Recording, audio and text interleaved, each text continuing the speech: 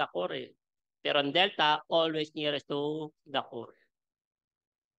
Okay? Another element na dapat nyo makita para masabi nyo ito ay loop, dapat merong sufficient recurve. Lipat natin. Yeah. There must be sufficient recurve. Isang click pa. Ito yung sufficient recurve. Sa pang-click. Ayan. Dapat daw meron dalawang dalawang shoulder. Isang click nga. At may dalawang shoulder at walang appendage. Ayan yung sufficient recurve. Dapat may nakita ang ganyang loop ha. Dapat meron kang makita ang ganyang klaseng looping ridge. Isa lang pwede na eh. Kasi pag walang ganyan, walang sufficient recurve, nagiging tented last na rin yun. Sufficient recurve. Elemento din to ng loop type pattern. Dapat meron ha. Pag nawala, tented last na rin yun. Pangatlong element, ano yung pangatlong element? Ridge count at least 1. Ano ba sir ang ridge count?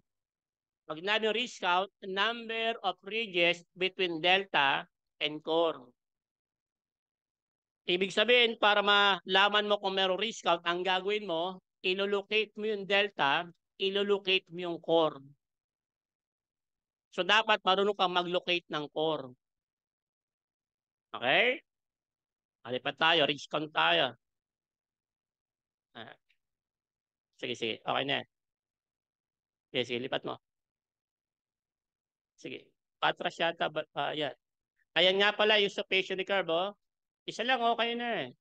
Di ba sufficient recurve yan? Siya pa. O dalawa pa yung sufficient recurve niya. Meron ba sufficient recurve to? Yes. Meron ba delta to? Meron. Ridge count kaya meron? Sa pang-click ko meron nga. Ayan yung delta niya, di ba? Gumuhit. Balik mo muna. Gumuhit ka ng linya from core to delta. Ilang kaya ridge count niya? Ilang ridge count meron to mabibilang niya? Tatlo, di ba? Meron bang ridge count? Meron at least 1. So, loop to. Anong klaseng loop yan pagkagaling ng kanang kamay? Yan, radial. Pagkagaling ng kanang kamay, radial loop siya.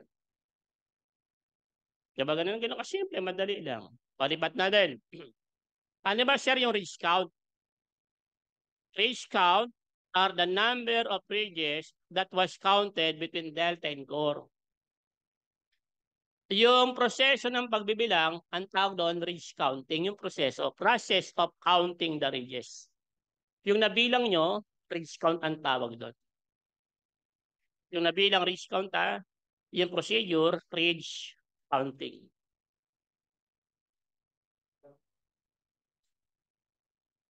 So para ma-ridge count mo, i-locate mo ang delta, i-locate mo yung core. So marunong kayo mag-locate ng delta. Core na lang yung problema natin. Madali lang ito, class. Sisiw lang sa inyo to. Basic lang sa inyo to. Basta, pangako nyo lang sa akin, learning by doing it kayo. Sundan nyo lang ako. Sundan nyo lang. Tsaka tuloy-tuloy nyo lang pag-inom ng gamot. Para tuloy-tuloy yung paggaling nyo. Walang papalay sa pag-inom ng gamot.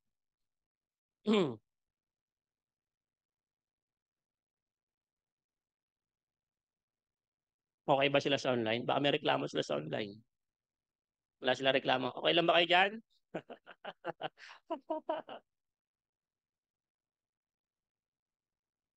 Ano sabi? Okay daw siya. Okay lang daw. Sige. Kami dito, hindi okay. Buti pa kayo dyan.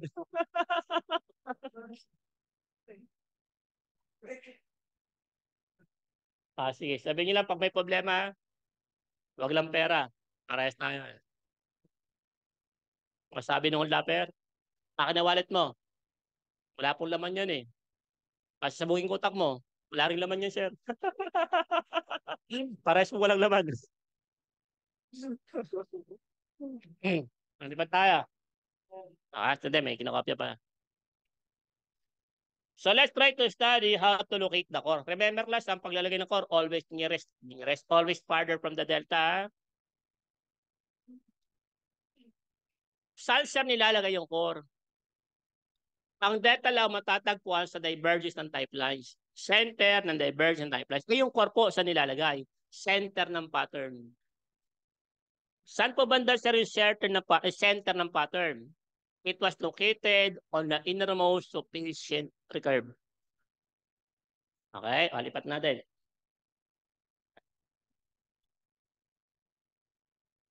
May tanong pala dito. How many ridge count must a pattern to be considered as a loop? Sige, nakita mo yung choices. Ano pwede isagot dyan? Ba't 2? Ang pinakamalapit dyan, 1. Pero ang tamang sagot, at least 1. Ha? Kung merong at least 1 dyan, between at least 1 tsaka 1, mas tama yung at least 1. Iba kasi pag sinabi mong 1 lang eh. Paano pagka 2? Paano pagka 3? Hindi na ba loop yun? Loop pa rin yun kaya mas tama yung at least 1. Kaya dapat maingat tayo sa ating terminologies. Parang sa mga kaso ng pagpatay, iba yung napatay sa pinatay. Napatay niya, baka di niya sinasadya. Kung merong compelling circumstances kaya napatay yung tao, pilitan lang siya kaya napatay. Pero pag pinatay, pinagsinaksakin. Kaya dapat malaman nyo rin class yung tinatawag nating intention ng tao. Diba? Wala pong intention patayin yan. Sinaksak mo, wala kang intention patayin. Gusto ko lang siya saktan. Kagaguhan yun. Kutsilyo ginamit mo eh. Wala kang intention patayin. Pwede ko sinabi niya, sinuntok ko po pero namatay. Yun talaga, wala siyang intention patayin. Diba? Wala kang intention patayin, sir. Pag suntok na dulas eh, na magukulo patay. Yun talaga, makita mo lang intention patayin. Kasi sinabi, ginamit ng kamao eh. Pero pagka sinaksak niya, tapos sinabi niya orientation patayin, kalokohan yun. Gusto ko lang siya saktan. Gago ka pala eh. Saksakan kita. Gusto ko lang saktan. Ito yun. Gusto niyo talagang patayin. Di ba ganun? Dapat marunong kayo magbasa between the lines. Yung intention, tingnan natin. Kaya, alipat tayo. Sige, sige. So, ang core daw class nakalagay sa innermost rotation recurve. Ay generally, center ng pattern. Di ba ang delta nakalagay sa center ng divergence ng type lines? Ang core nasa center ng pattern. Asan sir yung center ng pattern? Innermost sufficient recurve. So dapat malocate mo yung innermost sufficient recurve. Kaya kanina tinuro kayo paano mag-locate ng divergence ng type lines eh. Dito naman ay locate natin innermost sufficient recurve. Hindi lang basta sufficient recurve ha.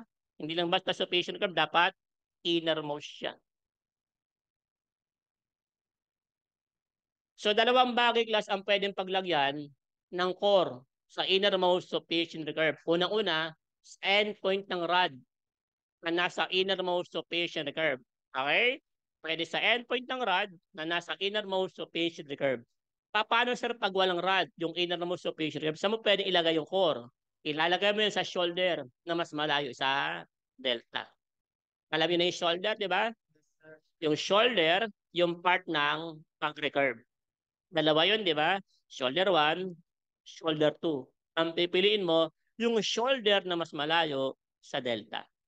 Pag walang rod. Pag may rod sa loob, piliin mo yung endpoint ng rod. Ganun lang kasimple. Palipat natin. Pwede lipat. Dali.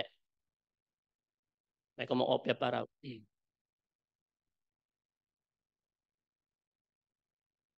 Kaya dapat meron din kayo ang photographic memory, lalo sa mga plate number.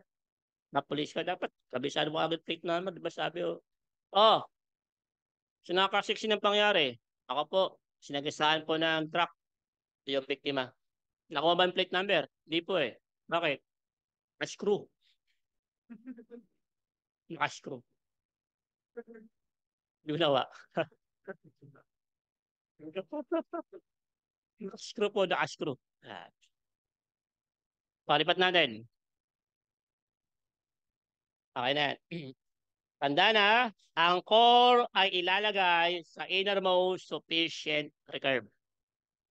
So, i-locate natin last, tingnan natin ano ba sir yung innermost sufficient recurve na sinasabi mo. Ito yan. Click tayo. Ito yung type lines, di ba? Isa pa. Sa divergence ng type lines, diyan ka maglalagay ng delta. Pero ang core, saan ilalagay ulit? Innermost sufficient recurve. Asan yun, sir? Click tayo. Ito yung una. Isa pa. Ito yung pangalawa. Isa pa. Ayan yung pangatlo. So, tatlo na to, class. Ano rito ang tuturing mong innermost sufficient recurve? Yung 1, 2, o yung 3? Ha? Yung number 2. Hindi lang siya basta sufficient recurve, dapat innermost pa. Yung 1, sufficient recurve ang number 1? Hindi, di ba? Wala nga siyang sufficient recurve. Bakit? Meron siyang appendage eh. Na meron siyang appendage, so lalabas, wala siyang sufficient recurve. So lalabas, hindi rin siya pwede maklasify as innermost sufficient recurve. So papatak, yung number 2 ang magiging tagapagmana niya, di ba? Yung maging innermost niya. So meron bang rod or bar sa loob ni number 2? Meron bang rod or bar? Meron. Kaya doon tayo maglalagay ng core sa endpoint ng rod or bar na yan. Sir, ba't po rod ang tawag nyo dyan? Hindi po ba siya appendage? Pwede din. Ba't ko tinawag na rod? Kasi ang nag-reference ko, yung point of reference ko ay si number 2. Yung short bridge na yan, nasa loob ni number 2. Di ba nasa loob ni number 2? Pwede bang tawaging rod yun? Pwede. At pag ang ginamit mong point of reference ay si number 1, saan nakalagay yung short bridge niya? Nasa ibabaw ni number 1. Kaya magiging appendage naman siya. Kaya depende yan. Parang kayo, estudyante. Pag nasa bahay kayo, anak, minsan asawa, minsan mister. Kung papasok mo kayo, maglalakad kayo. Hindi na kayo anak. Ang tawag sa inyo, pedestrian. Pero kayo pa rin yun. Nagbago rin yung tawag. Kung sakay nyo ng jeep, pedestrian pa ba kayo? Hindi na. Isa na kayong commuter. Pag nasa loob na kayo, commuter pa ba kayo? Hindi na. Isa na kayong reviewee. Pero kayo pa rin. Parang ganito.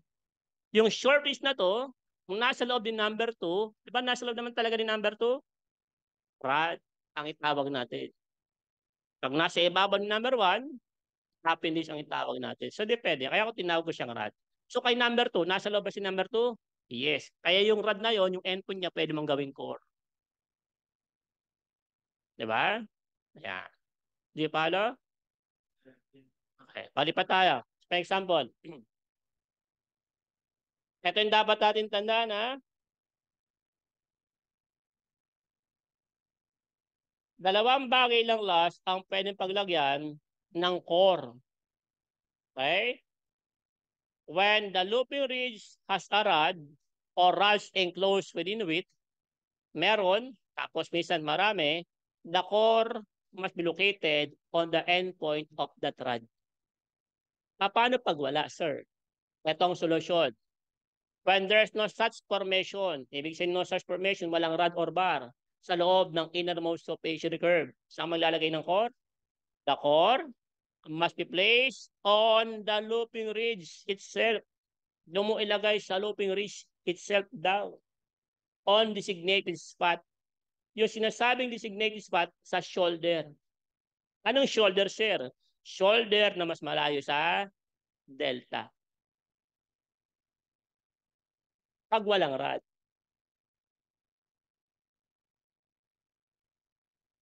Diba? Parang nanay ko, pag nasa saeng, mapapansin mo yung last, naglalagay ng, kasi gamit para dati kaldero eh. Ano yung saeng? Naglalagay siya ng asin sa ibabaw ng kanin namin.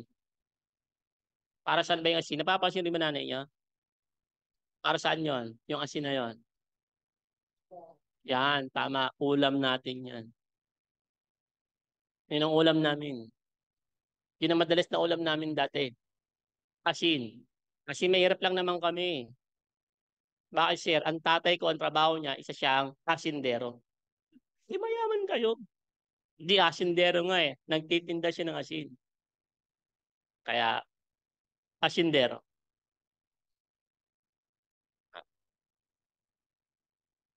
Dati, pag tatay ko nagbukas ng dilata, may birthday na sa amin noon, ha? Kasi mahirap lang kayo. Hindi man tayo nakakaya maging mahirap. Hindi makakaya. Mas naawa pa nga ako sa mayaman eh. Makita yung bahay ng mayaman, matataas yung bakod, ano? May barbed wire, may kuryente, malaki yung gate, may gwardiya, may sensor, may alarm, may camera, may pitbull. Pero di matulog sa loob ng bahay niya. Baka pag nakawan siya, eh tayo, yung pinto ng bahay natin, ang lang, binaluktot na pa ako, tulog naman tayo maayos ah. Di ba? Sarap ng tulog natin. O, sino kawawa? Di sila. Kaya natin, simple lang yung ating happiness eh.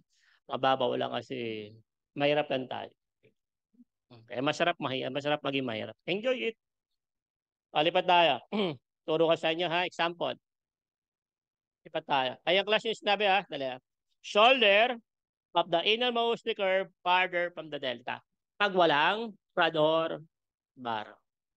Kaya yung sinasabing designated spot, shoulder farther from the delta.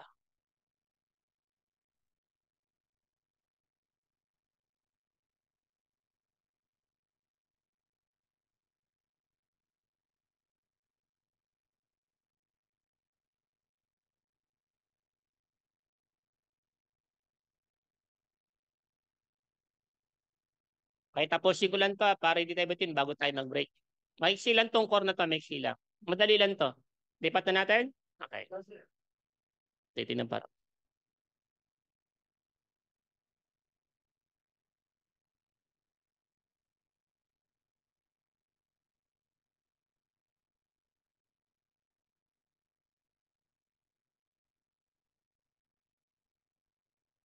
Kasi lipat na natin para ano.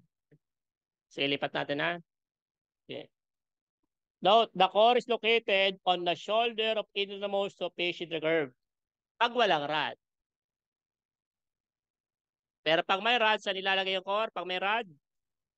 Or on the endpoint of the inside or the endpoint of the rod located inside the innermost of patient curve. Parang ganito sa ibabaw, number 1. Yung magiging innermost of patient curve natin, yung looping wrist number 1. Tama? Meron bang rod or ba sa loob niya? Wala. So, saan maglalagay ng core? Doon sa shoulder na mas malayo kay delta.